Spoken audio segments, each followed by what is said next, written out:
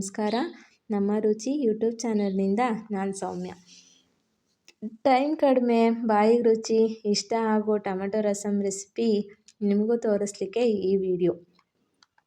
ಈ ರೆಸಿಪಿಗೆ ಬೇಕಾಗುವಂಥ ingredients 5ರಿಂದ 6 tomato, 1 ಈರುಳ್ಳಿ, 7ರಿಂದ 8 ಬೆಳ್ಳುಳ್ಳಿ ಎಸ್ಳು ಬಿಡಿಸಿಟ್ಕೊಂಡಿರೋದು, ಮತ್ತು 2 ಒಣಮೆಣ್ಸಿನ್ಕಾಯಿ ಅಥವಾ ಹಸಿರು ಮೆಣಸಿನ್ಕಾಯಿ, ಒಂದು ಸ್ವಲ್ಪ ಕೊತ್ತಂಬರಿ ಸೊಪ್ಪು ಅಷ್ಟೇ.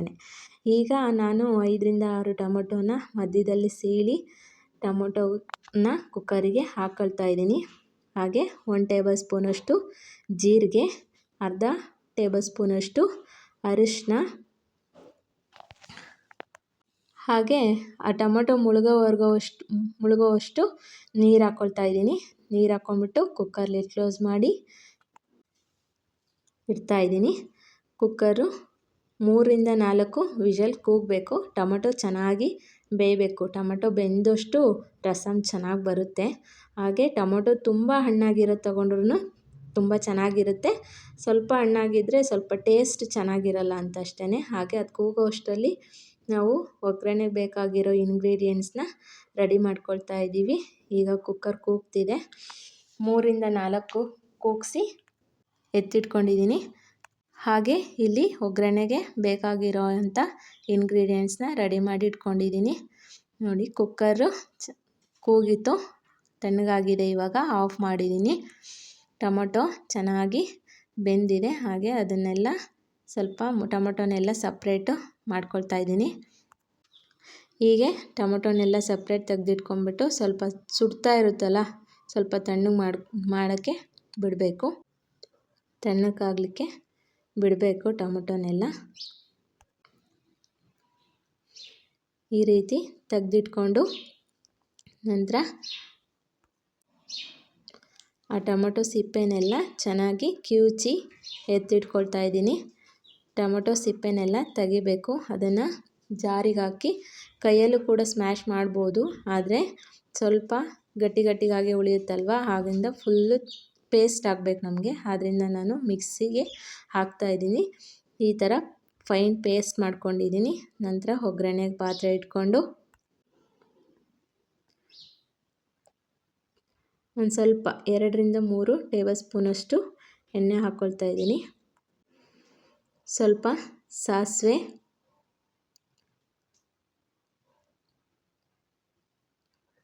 ಸ್ವಲ್ಪ ಜೀರಿಗೆ. ಯಾಕೆ ಅಂತಂದರೆ ನಾವು ಫಸ್ಟೇ ಬೇಯಿಸೋದಕ್ಕೂ ಜೀರಿಗೆ ಹಾಕಿದ್ವಿ, ಹಾಗಾಗಿ ಇಲ್ಲಿ ಸ್ವಲ್ಪ ಹಾಕ್ತಾಯಿದ್ದೀನಿ. ಜೀರಿಗೆ ಹಾಕೋದ್ರಿಂದ ಒಳ್ಳೆ ಘಮ ಬರುತ್ತೆ. ಹಾಗೆ ಹಿಂಗು ಕೂಡ ಹಾಕ್ತಾಯಿದ್ದೀನಿ. ಹಿಂಗು ಸ್ವಲ್ಪ ಡೈಜೆಷನಿಗೆಲ್ಲ ಹೆಲ್ಪ್ ಮಾಡುತ್ತೆ. ಜಜ್ಜಿಟ್ಕೊಂಡಿದ್ವಲ್ಲ ಬೆಳ್ಳುಳ್ಳಿ 7ರಿಂದ 8 ಜಜ್ಜಿಟ್ಕೊಂಡ್ರೆ ಚೆನ್ನಾಗಿ ಸ್ಮೆಲ್ಲು ಕೂಡ ಬರುತ್ತೆ. ಹಾಗಾಗಿ ರಸಮಿಗೆ ಬೆಳ್ಳುಳ್ಳಿ ಜಜ್ಜಿ ಹಾಕಿದ್ರೇ ಚೆಂದ. ಹಾಗಾಗಿ ಹಾಕ್ತಾಯಿದ್ದೀನಿ. 2 ಹಸಿರು ಮೆಣಸಿನ್ಕಾಯಿ, ನೀವು ಒಣಮೆಣಸಿನ್ಕಾಯಿ ಕೂಡ ಹಾಕ್ಕೋಬೋದು. ನಾನು ಹಸಿರು ಮೆಣಸಿನ್ಕಾಯಿ ಹಾಕಿದ್ದೀನಿ 2, ಹಾಗೆ ಉದ್ದುದ್ದ ಸೀಳಿರೋದು.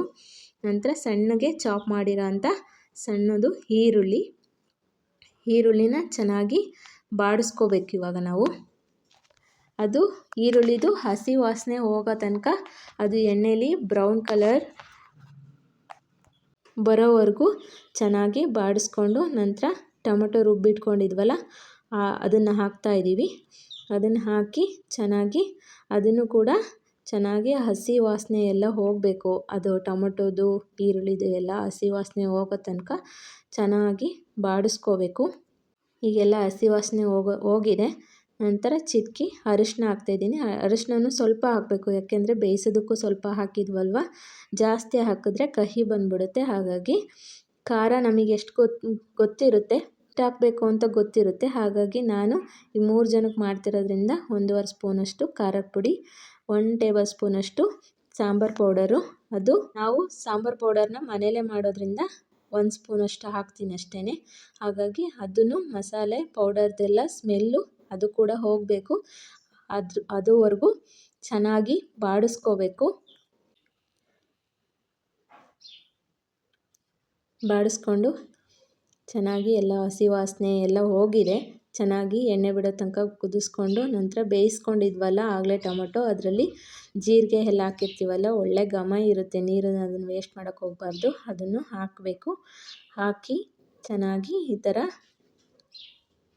ಸ್ಟಿರ್ ಮಾಡ್ತಾ ಇರಬೇಕು. ಸ್ವಲ್ಪ ಅದು ಗಟ್ಟಿಗಿರೋದ್ರಿಂದ ಸ್ವಲ್ಪ ಗಟ್ಟಿಗಾಗಿರುತ್ತೆ. ನಮಗೆ ಎಷ್ಟು ಬೇಕೋ ಅಷ್ಟು ನೀರು ಹಾಕಿ ಹೆಚ್ಚಿಸ್ಕೋಬೇಕು. ಜಾರಲ್ಲಿರೋ ನೀರು ಕೂಡ ಹಾಕ್ತಾಯಿದ್ದೀನಿ.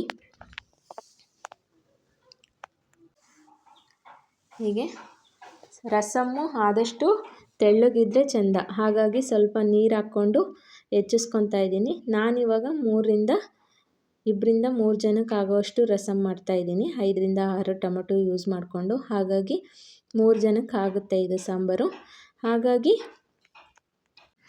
ರುಚಿಗೆ ತಕ್ಕಷ್ಟು ಉಪ್ಪು ನಾವು ಹೆಚ್ಚಿಸ್ಕೊಂಡಿರ್ತೀವಲ್ವ, ಅದನ್ನು ನೋಡಿಕೊಂಡು ಅದ್ರ ಮೇಲೆ ಉಪ್ಪು ಹಾಕ್ಕೋಬೇಕು. ಎಷ್ಟು ಬೇಕೋ ಅಷ್ಟು ರುಚಿಗೆ ತಕ್ಕಷ್ಟು ಹಾಕ್ಕೊಂಡು ಚೆನ್ನಾಗಿ ಕುದಿ ಬರಬೇಕದು. ಟೊಮೊಟೊ ರಸಮು ಕುದ್ದಷ್ಟು ಚೆನ್ನಾಗಿರುತ್ತೆ. ಹಾಗಾಗಿ ಅದು ಒಂದು ಕುದಿ ಬರಬೇಕು. ಕುದಿ ಬಂದ ತಕ್ಷಣ ಸ್ವಲ್ಪ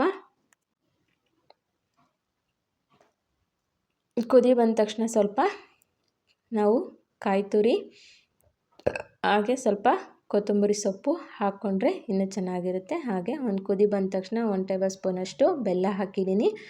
ಬೆಲ್ಲ ಹಾಕಿದ್ರೆ ರಸಮ್ಗೆ ಒಳ್ಳೆ ಟೇಸ್ಟ್ ಕೊಡುತ್ತೆ. ಹಾಗಾಗಿ ಒಂದು ಸ್ವಲ್ಪ 1/2 ಕಪ್ಪಷ್ಟು ಕಾಯಿ ತುರಿನ ಹಾಗೆ ಹಾಕ್ತಾಯಿದ್ದೀನಿ. ನಾನು ರುಬ್ಬಿಲ್ಲ, ಹಾಗೆ ಹಾಕ್ತಾಯಿದ್ದೀನಿ.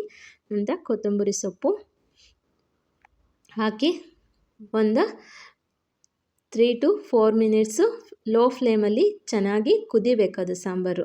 ಮಸಾಲೆ ಎಲ್ಲ ಸಾಕಿರ್ತೀವಲ್ವ, ಅದೆಲ್ಲ ಚೆನ್ನಾಗಿ ಅದು ಸಾಂಬಾರಿಗೆ ಹೊಂದ್ಕೋಬೇಕು. ಹಾಗಾಗಿ ಒಂದು 2-3 ನಿಮಿಷ ಲೋ ಫ್ಲೇಮಲ್ಲೇ ಅದನ್ನು ಚೆನ್ನಾಗಿ ಕುದಿಯೋದಕ್ಕೆ ಬಿಡಬೇಕು. ಮತ್ತು ಇನ್ನೊಂದು ಟಿಪ್ಸ್ ಹೇಳ್ತಾ ಇದ್ದೀನಿ ನಿಮಗೆ. ಸಾಂಬಾರು ನಾವು ಯಾವಾಗ ಕುದಿಸ್ತಾ ಇರ್ತೀವಲ್ವ, ಅದು ಸೆಂಟರಿಂದ ಕುದಿಯೋದಕ್ಕೆ ಸ್ಟಾರ್ಟ್ ಆದರೆ ಅದು ನಾವು ಟೇಸ್ಟ್ ಏನು ನೋಡೋದು ಬೇಡ, ಅದು ಉಪ್ಪು ಹುಳಿ ಖಾರ ಎಲ್ಲ ಚೆನ್ನಾಗಿದೆ ಅಂತ ಅರ್ಥ. ಹೀಗೆ Don't forget to like, share and subscribe.